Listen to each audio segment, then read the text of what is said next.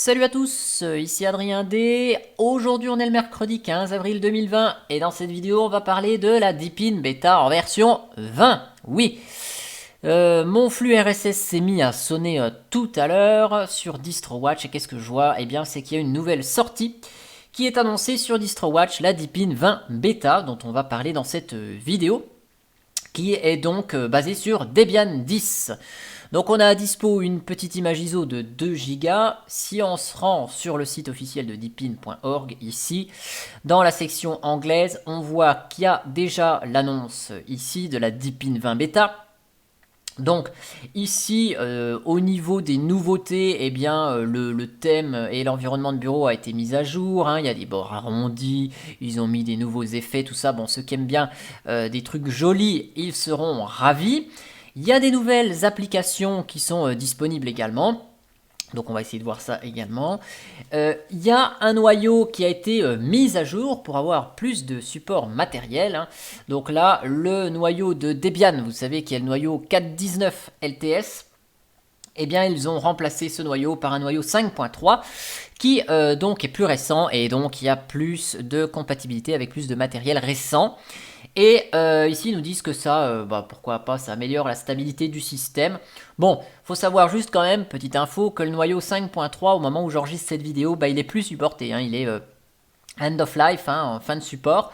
Et il n'y a plus de correctifs de sécurité, de mise à jour qui sont effectués par Upstream, donc par l'équipe du noyau Linux officiel. Voilà. Donc peut-être qu'ils passeront sur un noyau LTS 5.4 ou on verra ce qu'ils feront plus tard. Mais pour le moment, on a un noyau pas supporté, mais plus récent que chez Debian. Et bien sûr, on a toute la Logitech de Debian 10 là derrière, qui est la base de Deepin. Donc on peut télécharger ici l'image ISO, et qu'est-ce qu'on va faire nous? Eh ben, on va pas se casser la tête, hein. On va tester ça. Alors par contre, je vais juste faire un truc. Je vais augmenter la taille du disque dur, puisque en fait, Deepin requiert au moins 64 Go, je crois, un disque assez grand, pour s'installer de mémoire, hein. Donc mes petits disques de 45 Go ne font pas l'affaire. Il faut un disque assez grand. Donc si vous voulez installer Deepin sur un mini PC qui a de la mémoire flash, vous savez, les petites mémoires flash, et que vous avez que 32 Go ou que à peine 64, ça risque d'être compliqué. Il faut un disque assez grand de fait. Donc l'installation, on va la faire vite fait, de manière accélérée. Donc c'est joli, hein. Franchement c'est joli. Bon, je suis pas amateur de trucs beaux, mais on voit que l'outil d'installation, il est quand même plus fun que Calamares, que celui de Ubuntu ou d'autres distributions. Vous voyez, c'est du clic-clic. Alors, bon, si on veut faire du dual boot, on a la partie avancée, hein, où on peut partitionner comme on le souhaite. Bon, là, je fais du partitionnement standard. On peut chiffrer le disque aussi, si on a envie. C'est possible. Donc là, je vais sélectionner mon disque. On va l'installer sur DevSDA. Il nous fait un partitionnement un petit peu étrange, hein. Donc un boot séparé, évidemment. En orange, on a la racine, 15 Go. En bleu, on a un root B. Donc j'imagine c'est un root backup. Je ne sais pas trop ce que c'est. On a 174 Go de data, de partition data, donc on va voir ce que c'est. Et on a un recovery, 5 Go de swap. Donc j'imagine que le recovery, c'est une histoire de vous planter votre machine, vous pouvez au démarrage restaurer un peu comme Windows, vous savez, en appuyant sur F8 et restaurer eh bien, le Windows. Donc là, à mon avis, c'est à peu près la même chose. Donc ce qu'on va faire, on va laisser s'installer la Deepin 20 en version bêta. J'ai pas testé avant d'enregistrer cette vidéo ce que donnait ça, donc on va découvrir un peu ensemble comme ça, hein. Je sais pas trop où la vidéo va nous mener. Je vous accélère l'installation et je vous donne rendez-vous dans quelques instants, une fois que c'est installé, pour explorer tranquillement ensemble le contenu de cette Deepin Beta version 20.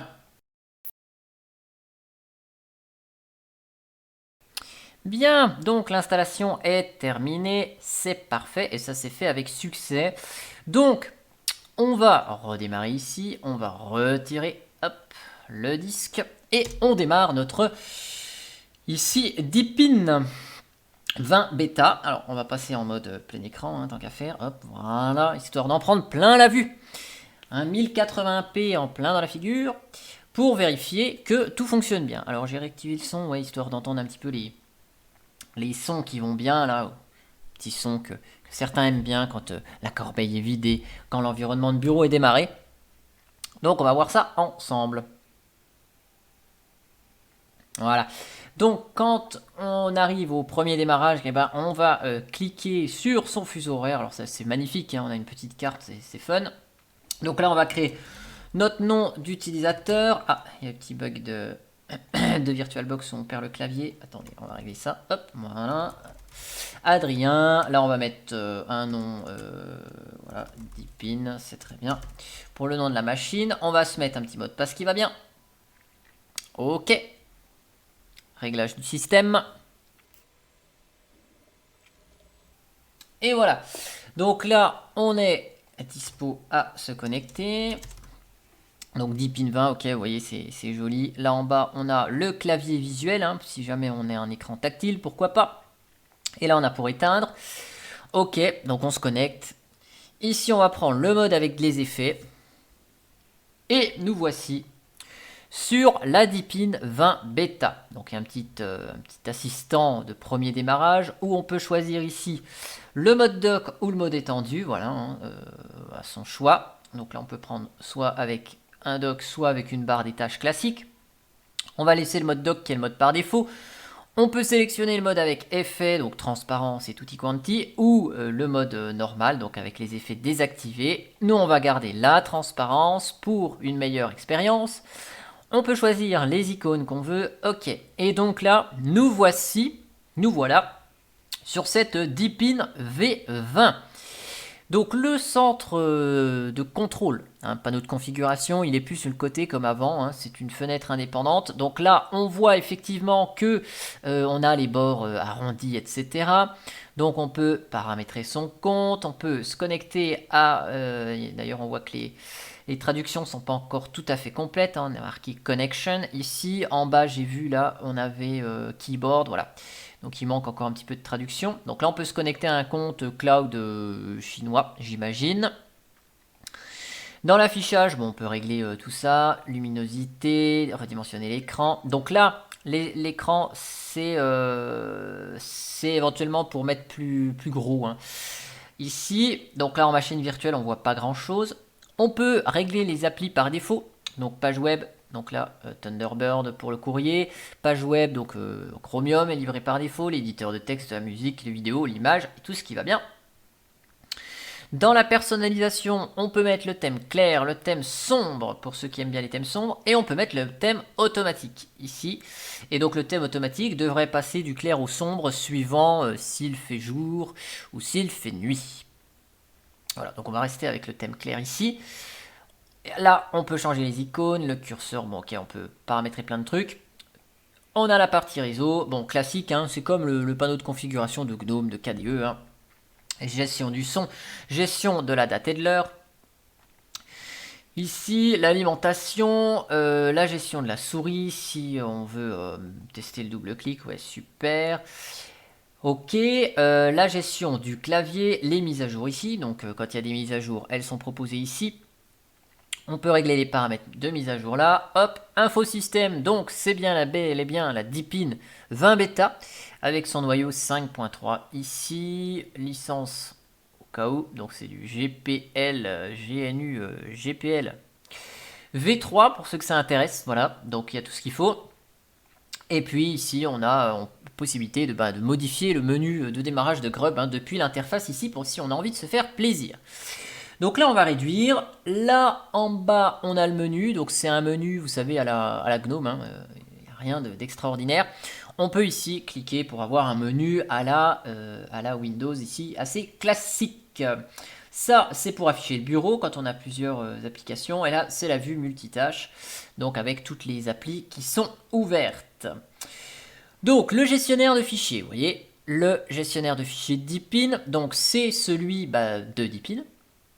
Donc il a un peu changé, ok. Donc c'est vrai que moi je suis pas trop un fan de la personnalisation à outrance et c'est pas le genre de truc que je regarde essentiellement sur mon ordi, hein. J'utilise le thème Adwaita par défaut de GNOME. c'est pas le genre de truc qui me chagrine. Mais là, on remarque quand même un truc, faut admettre ce qui est admissible. C'est beau et c'est joli. Donc ça, il n'y a pas de souci, on peut personnaliser l'affichage, ok. Et puis, vous voyez, il y a un peu de transparence pour ceux qui kiffent ça. Donc ça, c'est le gestionnaire de fichiers. Le navigateur web par défaut, ils nous ont mis Chromium ici. Donc là, on a Chromium à notre dispo. Donc le Chromium, c'est celui de Debian. Donc là, version 79, il y aura sans doute des mises à jour. On a l'App Store, donc c'est le Deepin Store. C'est la même chose en fait que GNOME logiciel, GNOME Software, mais à la sauce Deepin. Donc on va voir une fois qu'il se sera chargé. Et puis ici, on a diverses applications. Alors on va voir juste rapidement. Donc là, je repasse en mode à la GNOME, c'est plus sympa, pour voir en fait les différents outils. Donc là, vous voyez, on a l'outil lecteur de musique de Deepin. Voilà, donc avec une petite aide ici. Donc ce qu'on va aller faire, on va aller récupérer sur internet une ou deux musiques sur le site Audionautix qui propose de la musique libre. Et on va récupérer deux morceaux de musique et puis on va voir tout simplement comment fonctionne ce logiciel. Hop. Donc là, on va aller prendre ici. Voilà, donc on va prendre une section au hasard. On va télécharger tac, tac, tac, 3 MP3, 3-4 MP3. Donc téléchargement, hop, je déplace ça dans musique. Hop. Oui, j'essaie déjà déplacer, pardon, excusez-moi. Donc là, ok. Et donc maintenant, on va rechercher la musique. Très bien. Et donc là, eh bien, voilà. On a de la musique, super. Donc vous voyez à quoi ça ressemble au passage. Donc là, hop, si je réduis le lecteur de musique, il est là. On a accès au lecteur de musique dans la barre lancement rapide ici. Donc ça, c'est assez sympa. Et si on va à la fin, on va regarder si on a des petites notifications au changement de musique qui s'affichent. On va attendre tranquillement que ça arrive. Hop. Non, je sais pas. Non, il n'y a pas eu de petites notifications. Enfin bon, voilà. C'est paramétrable si vous voulez. Lecture automatique, mémoriser, activer le fondu, etc. Réduire dans la zone de notification si vous fermez pour que la musique continue de jouer.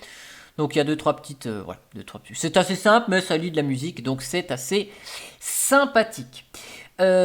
Application vidéo qui permet de lire des vidéos. Bon après, peu importe l'interface, du moment que la vidéo soit lui-ci. Donc c'est à nouveau pareil, le lecteur vidéo de Deepin. Donc vous pouvez forcer le thème clair ou le thème sombre, ou d'utiliser le thème du système. Donc c'est quand même mieux que ce qui était avant, où le thème était propre à chaque application. Là, il utilise le thème du système. Ce qui fait que si je retourne dans le paramétrage ici et que je vais chercher un thème sombre, eh bien on voit que les applications à la base de Deepin passent en thème sombre. Donc ça, tout passe en même temps, c'est sympathique. On a un enregistreur d'écran. Donc si on veut faire des captures d'écran, on peut le faire. On a quoi d'autre, Deepin Dessin, donc on a une application de dessin qui est assez sommaire en soi, mais bon, c'est l'équivalent de Paint. Donc on ne va pas faire quand même du grand, du grand dessin avec ça. L'éditeur de texte, il est développé par Deepin également. Hop, voilà. Donc vous voyez l'éditeur de texte ici. C'est un éditeur de texte propre à Deepin. Bon après pour afficher du texte, peu importe. Enfin peu importe. On va regarder juste un truc. C'est si on fait un truc de ce style-là. Hop, on programme echo coucou. Et que on enregistre ici. Alors, hop, on va regarder comment on fait pour enregistrer. Hop, enregistrer sous. On va voir si on a de la coloration syntaxique. Hop, ici, SH. Donc on voit, c'est quand même joli les apparences. Voilà, donc dès qu'on a un script ou un programme en SH, vous voyez, il y a de la coloration syntaxique. C'est assez sympathique. Donc Thunderbird, on n'en passe pas. Ok, là on a le terminal de Deepin. Donc là, qui est dispo directement. Donc lui, par contre, il est en sombre. On n'a pas trop le choix du thème ici. On a un outil d'installation de police. On a un manuel d'utilisation. Voilà, si on cherche comment fonctionne l'application musique, et bien on retourne sur le manuel. Donc là, ça fait assez système qui est, je ne vais pas dire système qui est réfléchi, mais système qui est fait pour ne pas se prendre la tête. Vous voyez, hop, on a le manuel, on a les trucs, c'est assez sympa, c'est beau. Même si perso, c'est pas ce qui me conviendrait, mais on voit que c'est quand même sympa. Donc là, l'ensemble, bon, avec le Chromium lancé et tout ça, bon, j'ai lancé des applications, hein, vous voyez, mais on est assez gourmand, mais un système aujourd'hui est relativement gourmand. Donc ça, voilà, bon, ok. Et puis, qu'est-ce qu'on a de beau? Donc on a un outil pour fabriquer des clés, on a un outil pour gérer les informations, hop, voilà, pour avoir des infos sur notre système, hop, quel CPU on utilise, combien on a de mémoire, quelle est la carte mère, etc. Donc ça, c'est assez sympathique aussi. Et puis, gestion des impressions par défaut, hein, donc derrière, ça doit être CUPS qui est installé, ça c'est cool, gestionnaire d'archives qui est là.